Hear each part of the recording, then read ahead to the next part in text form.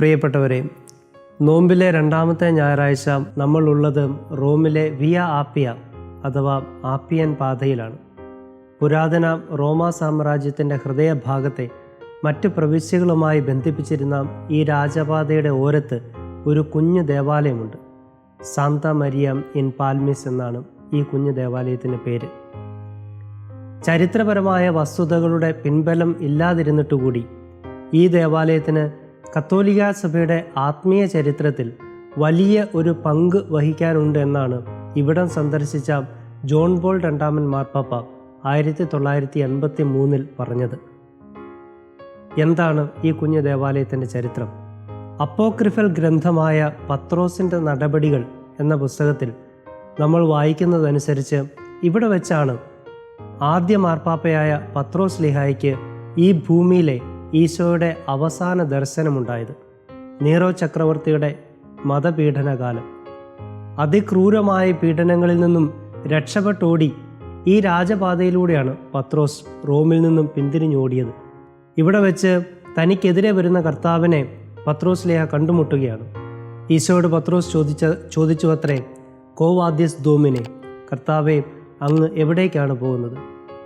വീണ്ടും ക്രൂശിതനാകാൻ ഞാൻ റോമിലേക്ക് പോകുന്നുവെന്നായിരുന്നു ഈശോയുടെ ശാന്തമായ മറുപടി. കാര്യം മനസ്സിലായ പത്രോസ് റോമിലേക്ക് തിരിച്ചു പോയി എന്നും തൻ്റെ നാഥനു വേണ്ടി കുരിശുമരണം വരെ, അതും തലകീഴായുള്ള കുരിശുമരണം വരെ ഏറ്റെടുത്ത് രക്തസാക്ഷിയായുമെന്നുമാണ് ചരിത്രം നമ്മെ പഠിപ്പിക്കുന്നത്. പ്രിയപ്പെട്ടവരെ, ഇതുപോലെ തിരിഞ്ഞു നടന്ന ഒരു കുറിയ മനുഷ്യനെക്കുറിച്ചാണ് ഇന്നത്തെ സുവിശേഷം നമ്മോട് പറയുന്നത്. സക്കേവൂസ് എന്നാണ് അയാളുടെ പേര്. സമൂഹത്തിൽ അറിയപ്പെടുന്ന വ്യക്തി, സമ്പന്നൻ. അയാൾ കാണാൻ ആഗ്രഹിക്കുന്നത് സമൂഹത്തിലെ ഉന്നത സ്ഥാനീയരെല്ലാം ശത്രുപക്ഷത്ത് നിർത്തി സമൂഹത്തിലെ ഏറ്റവും തിരസ്കൃതരായിട്ടുള്ളവരുടെ ഹീറോ ആയ ഒരു ചെറുപ്പക്കാരനെയാണ്. ഒരുപക്ഷെ ആ ചെറുപ്പക്കാരനുമായിട്ടുള്ള സൗഹാർദ്ദം പോലും സക്കേവൂസിനെ അപകടത്തിലെത്തിച്ചേക്കാം. എങ്കിലും തൻ്റെ അഹത്തിൽ നിന്നും പിന്തിരിഞ്ഞോടുന്ന സക്കേവൂസ് സിക്കമോർ മരത്തിൽ വലിഞ്ഞു കയറുകയാണ്. അയാളുടെ ആ തിരിഞ്ഞു നടത്തം കണ്ടിട്ടെന്നോണം ഈശോ ആ മരച്ചുവട്ടിൽ നിൽക്കുകയും അയാളുടെ ഉള്ളിലേക്കും പിന്നീട് അയാളുടെ ഭവനത്തിലേക്കും ചെല്ലുവാൻ ആഗ്രഹിക്കുകയും ചെയ്യുന്നതാണ് നമ്മൾ സുവിശേഷത്തിൽ കാണുന്നത്. ഈശോയുമായിട്ടുള്ള ഈ സാമീപ്യമാണ് അദ്ദേഹത്തെ ഒരു രക്തസാക്ഷിത്വത്തിലേക്ക് കൂടി തിരിഞ്ഞു നടക്കാൻ പ്രേരിപ്പിക്കുന്നത്. തൻ്റെ വസ്തുവകകളിൽ പകുതി ദരിദ്രർക്കും ആരുടെയെങ്കിലും വഞ്ചിച്ചെടുത്തിട്ടുണ്ടെങ്കിൽ അത് 4 ഇരട്ടിയായിട്ടുമൊക്കെ കൊടുക്കാമെന്ന് പറയുമ്പോൾ അവിടെ നമ്മൾ കാണുന്നത് പരസ്യമായിട്ടുള്ള ഒരു രക്തസാക്ഷിത്വ പ്രഖ്യാപനം തന്നെയല്ലേ? തിരിഞ്ഞു നടക്കാൻ ആഗ്രഹിക്കുന്നവൻ്റെ മനസ്സ് കണ്ടിട്ടാണ് ഈശോ പറയുന്നത്, ഇന്ന് ഈ ഭവനത്തിന് രക്ഷ കൈവന്നിരിക്കുന്നു. രക്ഷ എന്ന് പറയുന്നത് ദൈവത്തിൻ്റെ കൂടെ ജീവിക്കുന്ന അവസ്ഥയാണെന്ന് കത്തോലിക്ക സഭയുടെ മതബോധന ഗ്രന്ഥം നമ്മെ പഠിപ്പിക്കുന്നുണ്ട്.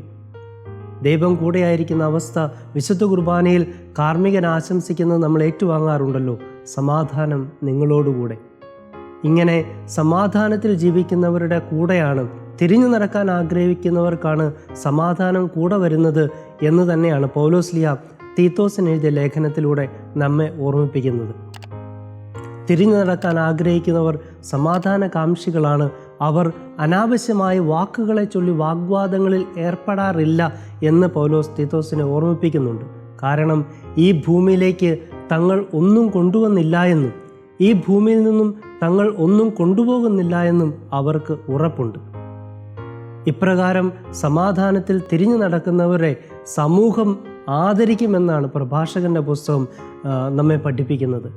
പാപം ചെയ്യാൻ കഴിവുണ്ടായിരുന്നിട്ടും തിന്മ പ്രവർത്തിക്കാൻ അവസരമുണ്ടായിട്ടും പാപം ചെയ്യാതിരിക്കുകയും തിന്മ പ്രവർത്തിക്കാതിരിക്കുകയും ചെയ്യുന്നവരെ സമൂഹം ബഹുമാനിക്കുന്നുവെന്നാണ് അവിടെ നമ്മൾ വായിക്കുന്നത്.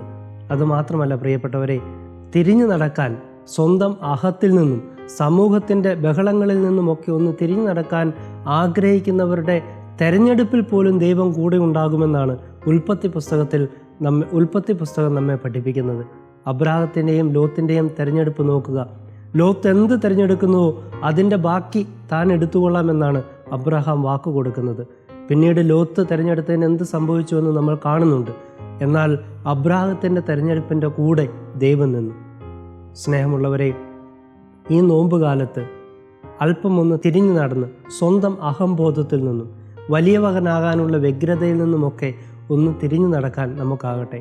അങ്ങനെ സമാധാനത്തിൻ്റെ ദൈവത്തിൻ്റെ കൂടെ നടത്തുന്ന എല്ലാ തെരഞ്ഞെടുപ്പിലും ദൈവത്തിൻ്റെ കയ്യൊപ്പ് കൂടി ഉണ്ടാവട്ടെ എന്ന് ആശംസിക്കുന്നു. ആമേൻ.